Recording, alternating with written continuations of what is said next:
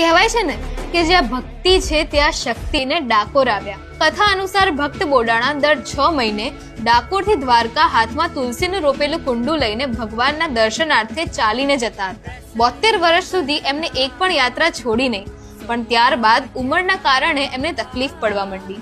પોતાના ભક્તની આ તકલીફ કૃષ્ણ જોઈ ના શક્યા અને સ્વપ્નમાં આવીને કહ્યું કે હું તારા માટે દ્વારકાથી ડાકોર આવીશ, બસ તું મને લેવા ગાડું લઈને આવજે. ભક્ત બોડાણા ગાડું લઈને બીજી પૂનમે દ્વારકા પહોંચ્યા અને જ્યારે પૂજારીઓએ પૂછ્યું તો એમને નિર્ભયતાથી કહ્યું કે ભગવાન હવે મારી જોડે મારા ઘરે આવશે. પૂજારીઓએ આ સાંભળીને મંદિરના દરવાજાને તાળું મારી દીધું. પણ ભગવાનને કોઈ બંધન બાંધી શકે ખરું?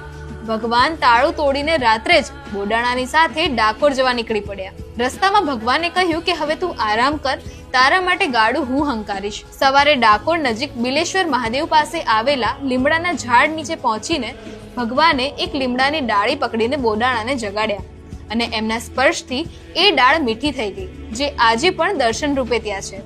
ભગવાનને દ્વારકામાં ના જોતા પાછળ પાછળ આવી પહોંચેલા પૂજારીઓથી ભગવાનને બચાવવા બોડાણાએ મૂર્તિ ગોમતીમાં પધરાવી દીધી અને જાતે પૂજારીઓને મળવા ગયા. પૂજારીઓએ ગુસ્સામાં આવીને બોડાણા પર ભાલાથી પ્રહાર કર્યો અને જેના કારણે બોડાણાનું મૃત્યુ થયું. અને પછી પૂજારીઓએ શરત રાખી કે જો મૂર્તિ ડાકોરમાં રાખવી હોય તો એના વજન જેટલું સોનું આપવું પડશે.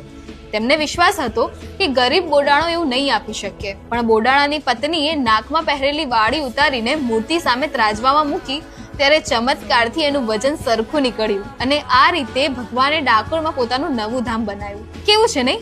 જે કૃષ્ણ દ્વારકામાં દ્વારકાધીશ તરીકે પૂજાય છે એ જ ડાકોરમાં રણછોડરાય છે, કારણ કે કૃષ્ણ અહીંયા રાજા નહીં, ભક્તના ઘરે રહી ગયેલા રણછોડરાય છે.